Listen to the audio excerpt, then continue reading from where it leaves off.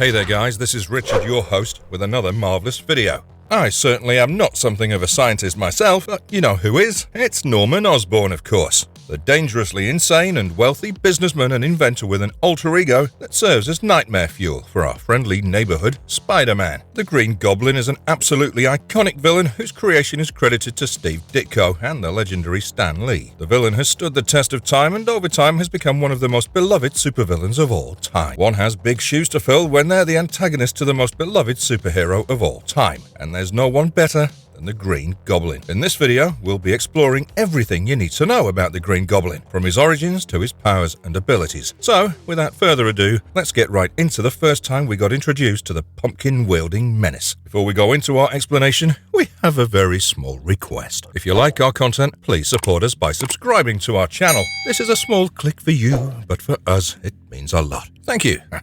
Let's begin.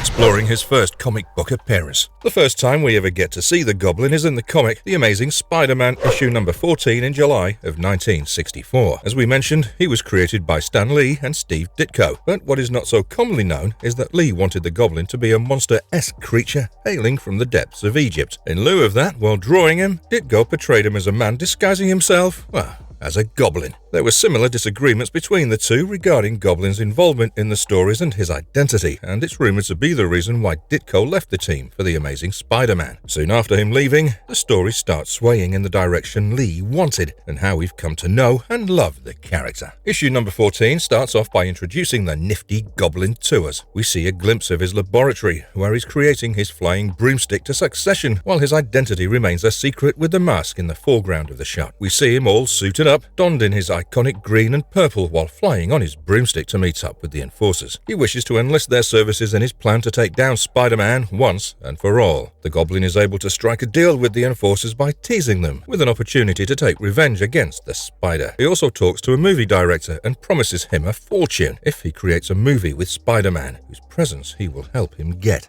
Goblin tirelessly flies over the Manhattan skyline to garner the attention of the public, and most importantly, Spider-Man. When the two finally confront each other, the Goblin innocently offers Spider-Man the chance to act in a movie, and tells him that the director is waiting to see him.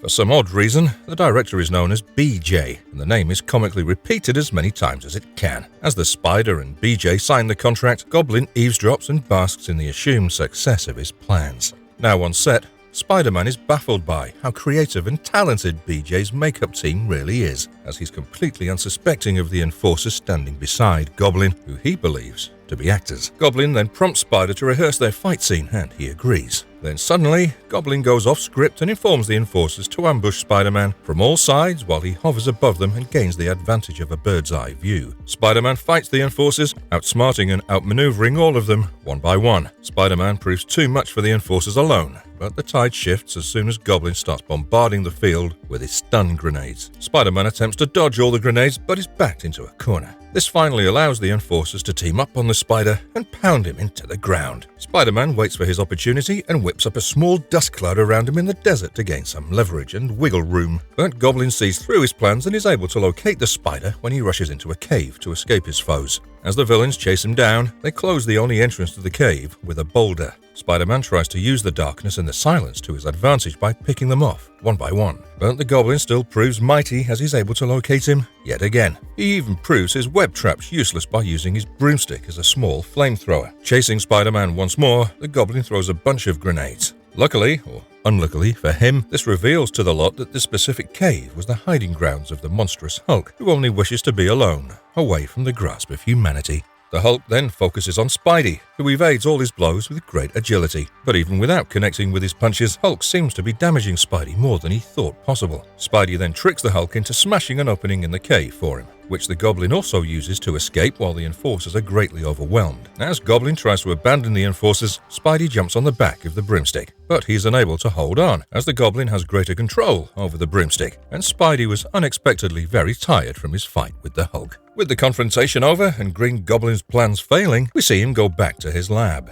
He contemplates his decisions and attempts to plan further. He notes that his true identity is still intact, and his powers were not bested or diminished in the battle against Spider-Man. In the classic way of the older villains, Green Goblin ends his monologue by saying that no one has seen the last of him and he'll terrorize the people once again.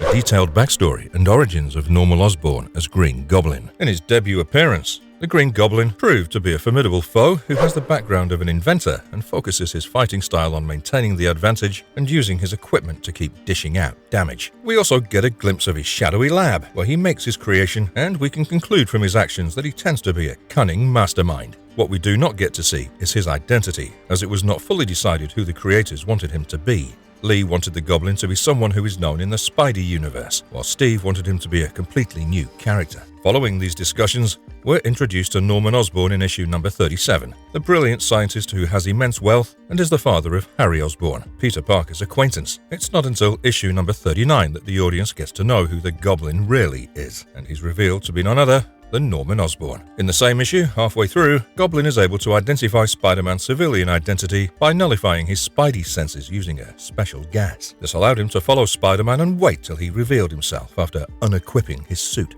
Finally, in an alley, Goblin is able to identify Peter Parker and become among the first ever to find out Spider-Man's true identity. This whole ordeal cemented the Goblin as one of the major Spidey villains, as he could now affect him directly where it hurts. The Goblin didn't just want to fight Superman and win the battle, he was ready to lose multiple battles to win the war, and he proved his determination by successfully attacking Spider-Man on his human side to attack him personally. After making him go unconscious by using some gas, he's able to take Peter back to his lab, where he monologues in front of him. Goblin ensures that this is the death of Peter, so he should know who he was fighting and who was bringing his end. Peter is shocked to see Norman, as he recognizes him for his work and as his friend's father. In continuation, we finally get to know the origins of the Green Goblin in issue 40, as the story continues where we left off. The origins of the character are a bit stereotypical in nature. Even as a child, Norman was obsessed with gaining power and superiority. While his father was abusive and took out his failures on him, Norman and his mother were both victims of physical and psychological abuse following the failures of his father, resulting in dangerous alcoholism. One day,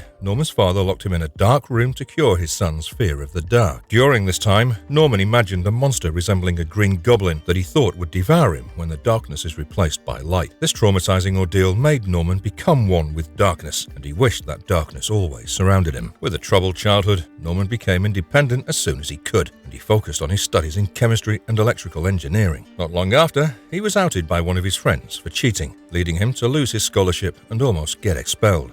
Soon, Professor Mendel Strom, who was one of the teachers at his university, approached him, and together they became business partners, starting the company Oscorp. With business led by troubled minds, it was bound to happen that Oscorp was on the verge of bankruptcy. This is the time when Norman is approached by the devil Mephisto. Dealing with the devil has not gone awry, and Norman didn't know any better. He made the deal, and Mephisto ensured that Norman's financial life goes undisturbed and is bountiful in exchange for his son's soul. Mephisto also mentioned that Norman wouldn't remember their encounter if he agreed. This is the reason for Norman's madness and his obsession with wealth and power. It's also the reason why Harry faced great misfortunes even until his death. Soon after, Norman became the sole CEO of Oscorp, as his partner was arrested for committing embezzlement. With Strom gone, Norman was in complete control of the company, and he even scoured through Storm's notes. This is where he found a secret formula that could make someone 100 times more powerful, achieving superhuman levels. While attempting to create the formula, Norman was caught in a reactive explosion that was caused by Harry altering the formula slightly as a way of getting back at his father for always ignoring him completely. At the hospital, Norman was unscathed and his life was saved, but he realized that he was thinking more clearly than ever before and that the serum worked in giving him even more intellect. What he did not realize was that the serum also factored into making him even more insane.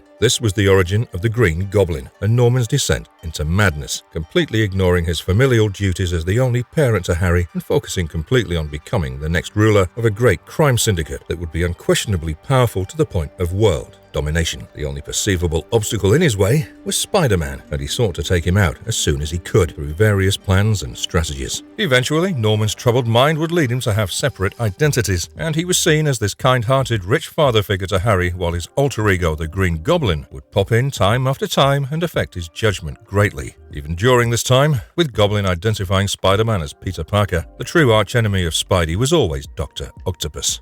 This changed when Goblin killed Peter's girlfriend Gwen Stacy. From that point on, every battle that the two had was very personal, and Spider-Man even considered not pulling his punches to make the Goblin suffer. Spider-Man was emotionally hurt and struggled through various encounters with the Goblin, and eventually, Norman became the true archenemy of Spider-Man.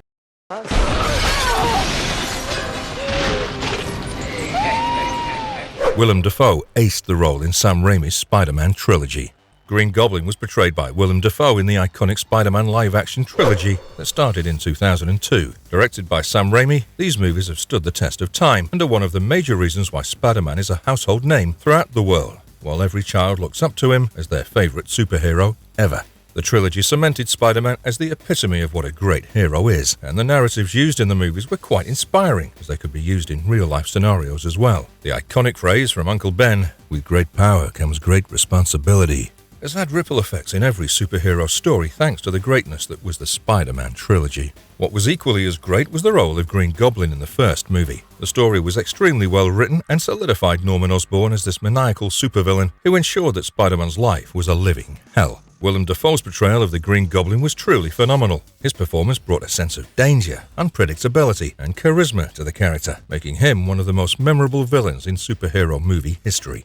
Dafoe's facial expressions and body language were masterfully crafted to convey the Goblin's maniacal personality. From his sinister grin to his wild eyes, he radiated a sense of insanity that made the audience feel uneasy and on edge. His movements were swift and fluid, adding to the overall sense of danger he brought to the character. What made Dafoe's performance so impressive was his ability to humanize the character. Despite the Goblin's evil deeds, Dafoe was able to bring out the humanity in the character, showing the audience his vulnerability and inner conflict. The scene where the Goblin talks to himself in the mirror is a perfect example of this, as it highlights the internal struggle between Norman Osborn and his alter ego. Willem Dafoe's portrayal of the Green Goblin was a tour de force in acting. He brought a level of complexity and depth to the character that elevated him from a one-dimensional villain to a complex and nuanced character. It's a testament to Dafoe's talent as an actor that his performance is still talked about and admired 2 decades after the film's release. In the first movie, Green Goblin becomes a reality when Norman Osborn tries to secure a military contract for his company, Oscorp. During this time, he decides to experiment on himself using an unreliable and unfinished performance-enhancing drug. This drug leads Norman to gain tremendous power and makes him borderline insane, as he immediately turns to his assistant and kills them without a shred of remorse. He then goes on to bombard his rival company, Quest Aerospace's product test, and kills another handful of people in his madness. During this time, Peter Parker has recently gained his powers and became Spider-Man. With the loss of his Uncle Ben on his hands, Peter understands the values that his uncle tried to bestow upon him and realizes the nature of his responsibilities. He hones his skills and decides to stand up for the little guys who can't defend themselves completely in this crime-ridden world where the strong seemingly always get their way.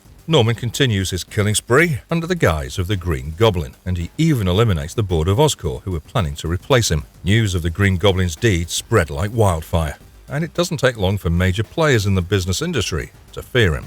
Upon confronting Spider-Man, Goblin offers him a place in his team and says that together they can be uncontested in ruling the world. As Spidey promptly refuses, the two fight and Peter is heavily wounded. With their fight over and their civilian identities intact, Norman, Harry and MJ attend a dinner at the behest of Aunt May. During the happy and healthy dinner, Norman realizes that Peter is wounded in the exact same place as Spider-Man. It doesn't take him long to conclude that the secret identity of his enemy is none other than his son's best friend. Deciding that the best course of action to defeat Spider-Man is to attack Peter on a personal level, Norman focuses his offensive on poor Aunt May. This ordeal results in May being hospitalized, much to the anger of Spider-Man and the sorrow of Peter. Through a sequence of events, Harry concludes that Peter loves Mary Jane, his girlfriend, which he shares with his father. This incites another plan in Norman's mind, and he decides to focus on MJ instead of Aunt May. In the subsequent confrontation, the evil Goblin held the lives of a tramful of children and Mary Jane in his hands, forcing Spider-Man to decide who to save. Heroically, Spider-Man saves both, but this leaves him vulnerable to the Goblin's onslaught.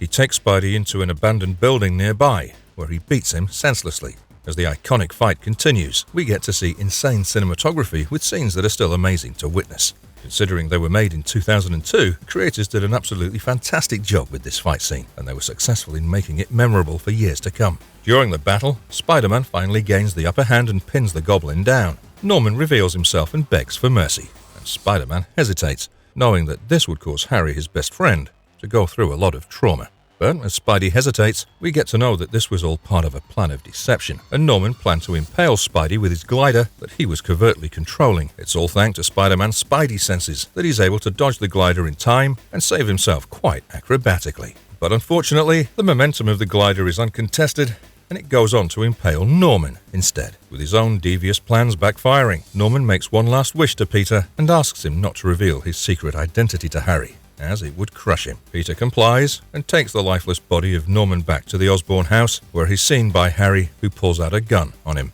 But Peter escapes in time, and both their identities remain a secret further. This leads us into the final scenes of the movie where Peter attends the funeral of Norman Osborn. Harry swears revenge on Spider-Man, who he falsely believes to be the killer of his father. This sets out the grounds for future installations in the movie series with a, dare I say, amazing first movie to start off. Even after his death, the remnants of the terror that the Green Goblin caused haunt the major characters in the following movies, literally. When we say haunt, we mean that Norman Osborn made cameo appearances in the scenes where Harry Osborn's character was being developed further. In Spider-Man 2, Harry is consumed by his desire for revenge against Spider-Man, whom he believes killed his father. The hallucinations of his father urged him to seek revenge and take up the mantle of the Green Goblin. They represent Harry's descent into madness and obsession with avenging his father's death. In Spider-Man 3, Harry continues to struggle with his father's legacy and his own desires for revenge. The hallucinations become more intense and frequent as Harry becomes the new Green Goblin and seeks to kill Spider-Man. They serve as a reminder of the legacy of the Green Goblin and the hold it has over Harry. The hallucinations of the Green Goblin in the second and third films of the Spider-Man trilogy provide insight into Harry's character and his struggle with his father's legacy. They add an extra layer of complexity to the character and provide a thematic connection to the first film's events. The latest live-action rendition of the Goblin was spotted in the 2021 movie Spider-Man No Way Home. Willem Dafoe returned in his iconic role of the pumpkin-throwing, air-gliding, spider-killing menace as he portrayed the main antagonist in the movie. As fans, it was hard to contain ourselves when we caught a glimpse of the notorious pumpkin bomb hurled towards the Alexander Hamilton Bridge, where Peter just had his fight with Doc Ock. It was a moment of pure nostalgia. In our opinion, this rendition of the Goblin looked more menacing than ever. Well, you know what they say, a known enemy is better than an unknown friend. This is what exactly backstabs Peter and causes the death of Aunt May, an incident that topples Peter's entire life. Nevertheless, Dafoe looked brilliant as always, donning up as the evergreen Spider-Man villain.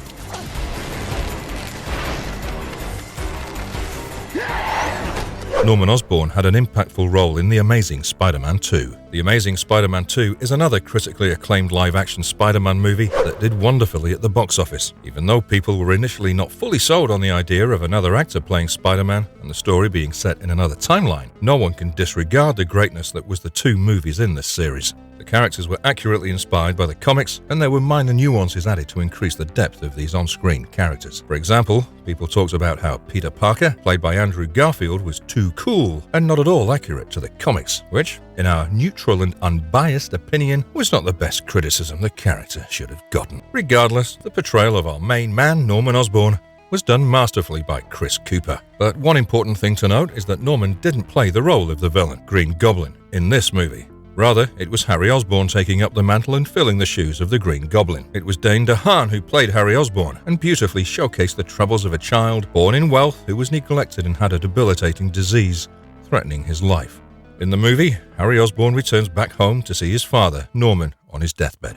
Norman is shown to be terminally sick, and his death is imminent. As Harry reunites with his friend, Peter Parker, he talks about how this illness is genetic, and Harry has reached the age where the symptoms start developing, implying that he'll soon meet the same fate as his father. After Norman's death, Harry is appointed as the new CEO of Oscorp, and he's also handed down his father's years of research. In the notes bestowed upon him by his father, Harry is able to conclude that the blood of Spider-Man can cure his terminal illness, allowing him more time to live. Harry approaches Peter for help, as he's been able to capture the best shots of Spider-Man and get closer than anybody else. Peter obviously obliges and considers donating his blood to save the life of his friend. But what makes Peter apprehensive about it is the uncertainty of the blood transfusion, as it's never been proven to work, and Peter wants to escape the probability of his mutating like Dr. Connors. Deciding that it cannot be done, Spider-Man approaches Harry and refuses to help, which angers Harry greatly. Furthermore, Harry is framed by the Oscorp vice president for the accident and disappearance of Dylan,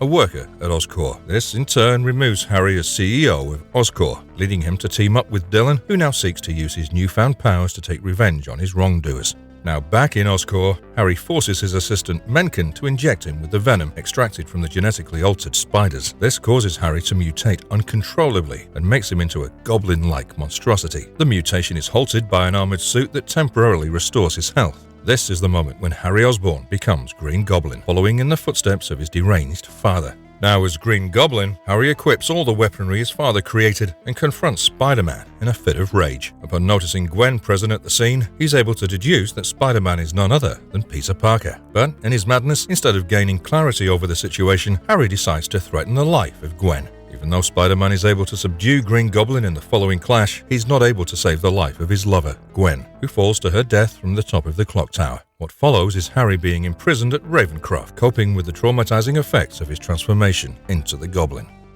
Norman as the Green Goblin in other media. As one of the mainstays of the entourage of villains of the Spidey universe and one of the most beloved, or hated, at that, you can be sure that the Green Goblin made tons of appearances in the vast existence of Spider-Man in the animated universe. Here, we'll list the various animated series that the Green Goblin was part of, and how his character differed in minor ways from the movies or the comic incarnations.